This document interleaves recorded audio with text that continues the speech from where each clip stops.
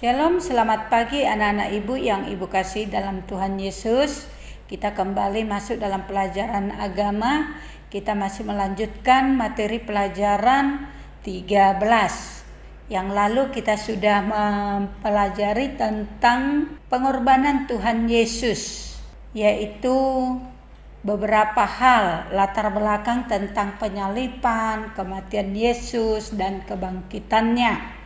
Dan kita juga telah masuk dalam pendalaman materi sampai pada Yesus diadili.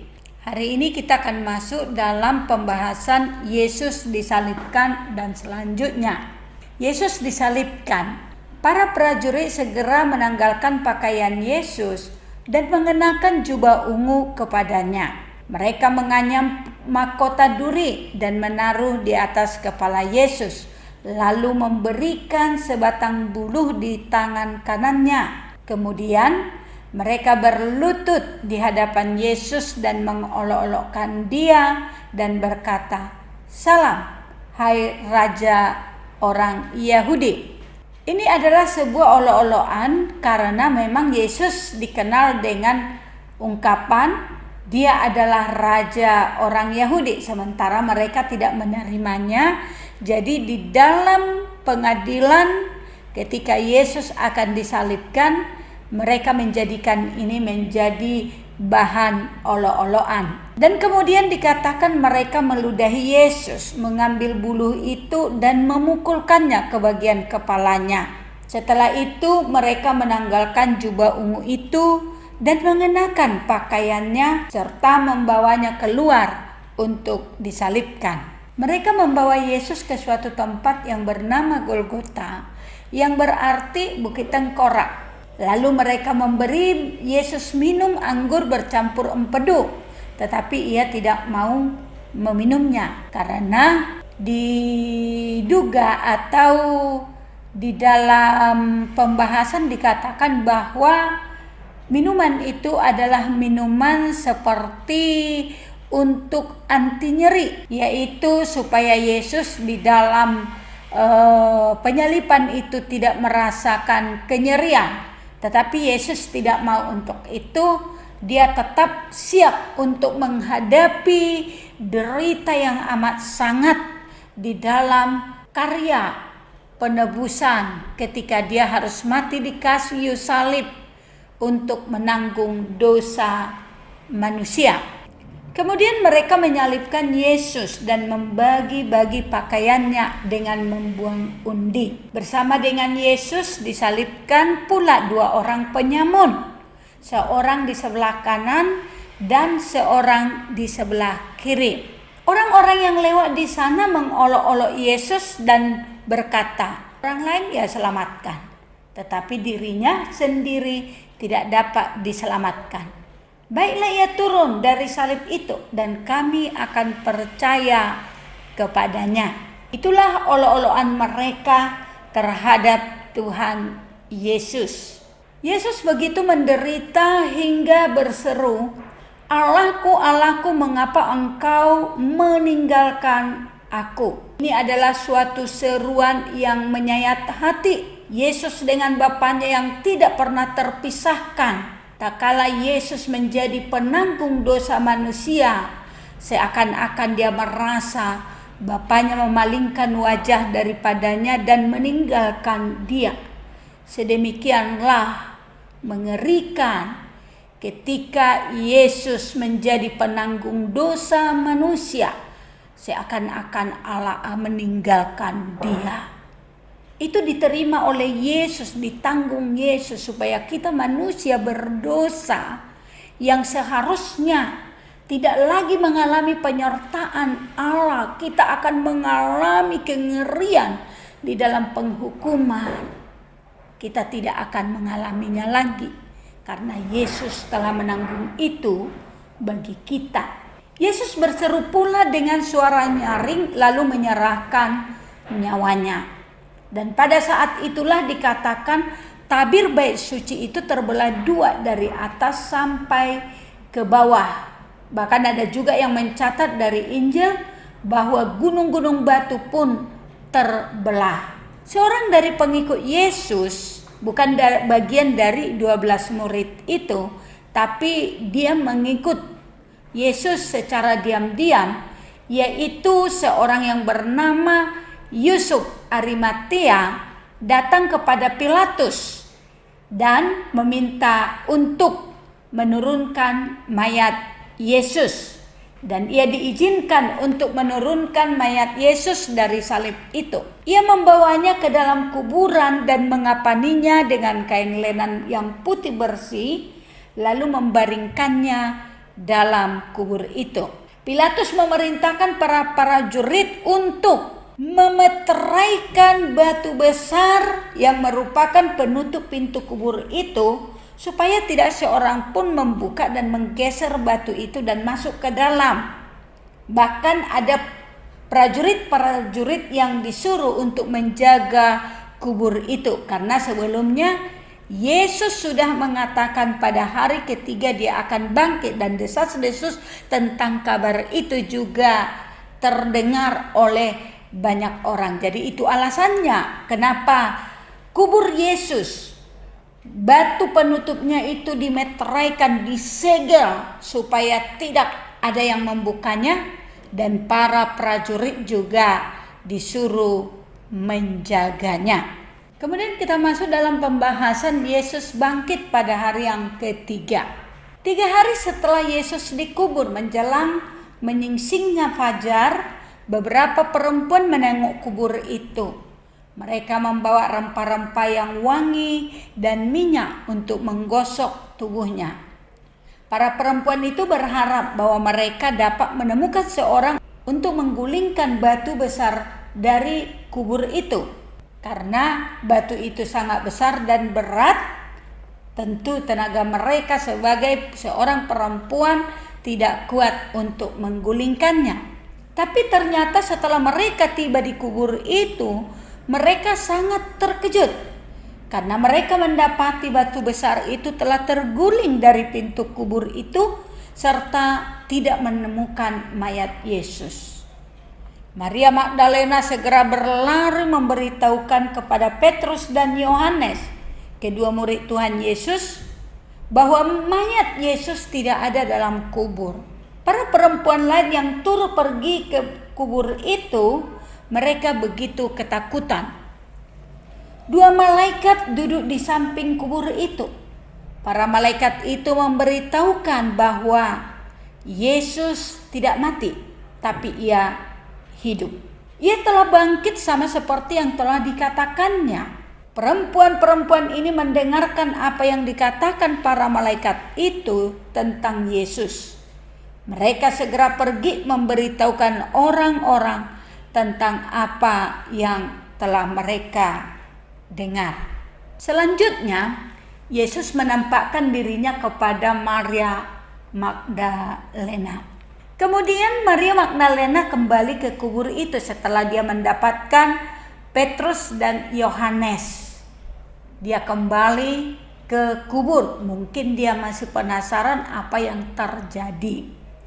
Sambil menangis ia menjenguk ke dalam kubur itu. 2 orang malaikat berkata kepadanya, "Mengapa engkau menangis?" Maria menjawab, "Aku tidak tahu di mana Yesus diletakkan." Tiba-tiba Maria menyadari bahwa ada seorang yang berdiri di belakangnya, lalu menoleh ke belakang. Maria menyangka bahwa orang itu adalah seorang penunggu taman. Sehingga ia mengatakan kepadanya, "Aku sedang mencari Yesus. Tahukah engkau di mana mereka meletakkannya?" Lalu kemudian orang itu berkata dengan lembut dan penuh kasih, "Maria." Saat Maria mendengar orang itu memanggil namanya, ia pun segera mengetahui siapa orang itu. Orang itu adalah Yesus. Ia hidup. Lalu Maria katakan, "Guru," sambil menangis. Dia merasa seakan-akan itu mimpi. Tidak mungkin ini terjadi, tetapi sesungguhnya benar-benar itulah yang terjadi. Yesus berkata kepadanya, "Pergi, beritahukanlah kepada saudara-saudaraku bahwa aku hidup, dan aku akan ke surga seperti yang kukatakan." Maria pun segera melakukannya. Maria bersama dengan murid Yesus lainnya membantu untuk menyebarkan kabar baik bahwa Yesus telah bangkit. Kesimpulan, melalui kisah kehidupan, kematian, dan kebangkitan Tuhan Yesus, kita dapat belajar beberapa hal penting, yaitu 1. Kematian Tuhan Yesus di atas kayu salib merupakan wujud kasih Tuhan yang terbesar kepada manusia berdosa. Dalam Yohanes 15 ayat 13, Tuhan Yesus pernah berkata, "Tidak ada kasih yang lebih besar daripada kasih seorang yang memberikan nyawanya untuk sahabat-sahabatnya." Dan inilah yang dilakukan oleh Yesus. Dia mau mati, memberikan nyawanya untuk menyelamatkan kita, manusia berdosa. Dia telah menanggung semua hukuman dosa kita agar kita tidak lagi binasa di dalam penghukuman Allah yang kekal.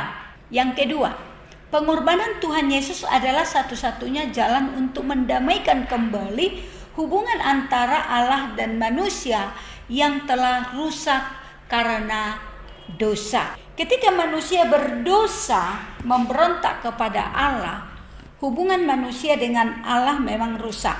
Dan tidak ada cara untuk kita boleh mendapatkan perkenanan Allah.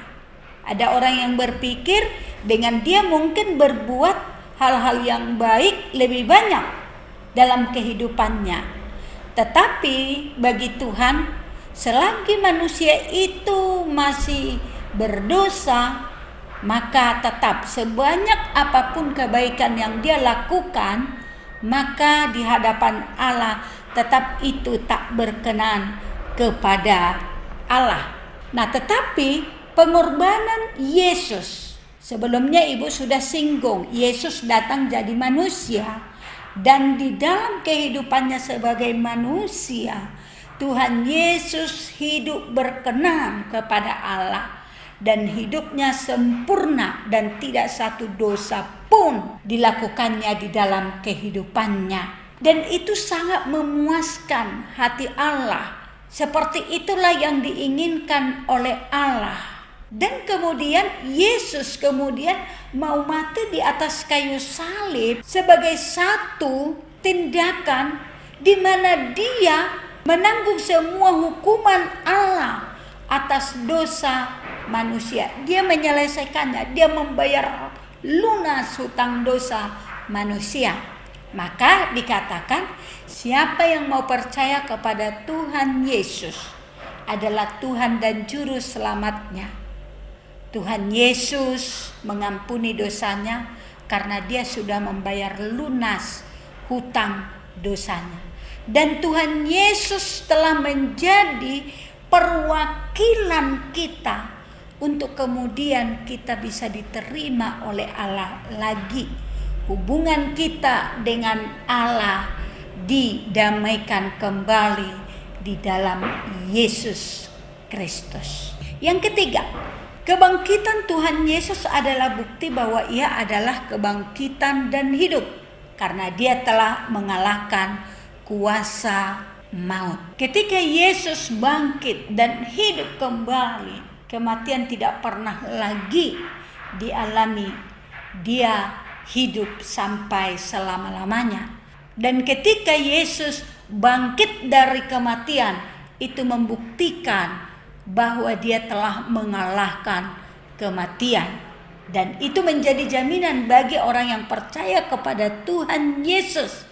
Satu kali setiap orang yang percaya kepada Tuhan Yesus akan mengalami kebangkitan dan hidup bersama dengan Tuhan Yesus di dalam kerajaan surga.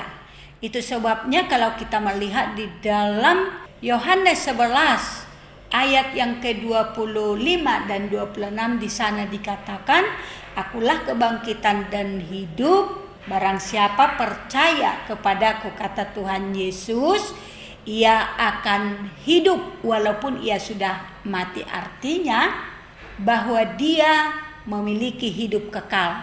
Satu kali kematian jasmani dialami, tetapi akan dilanjutkan dengan kehidupan dalam kehidupan yang kekal.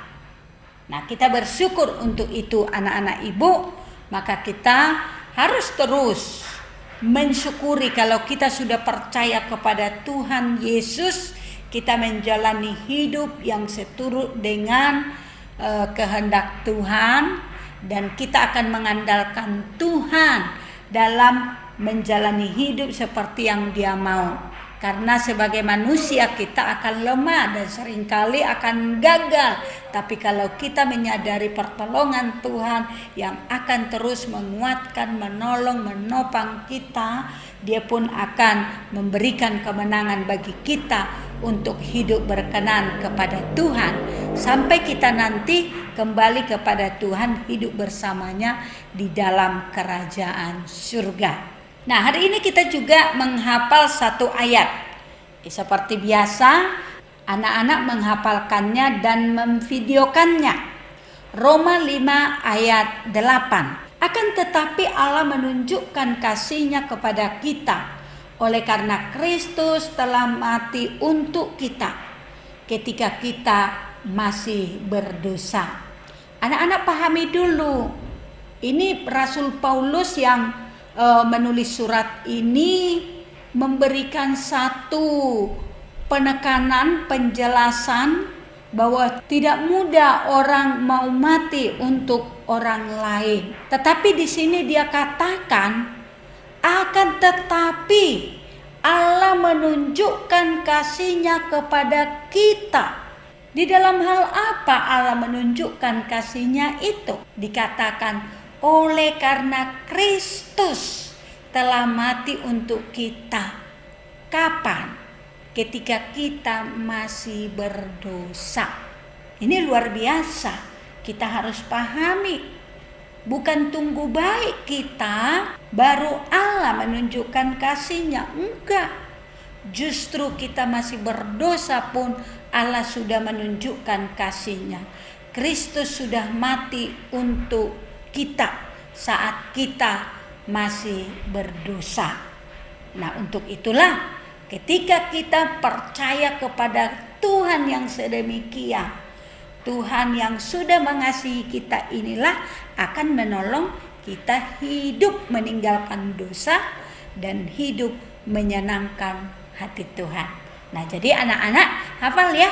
Akan tetapi Allah menunjukkan kasih-Nya kepada kita oleh karena Kristus telah mati untuk kita ketika kita masih berdosa.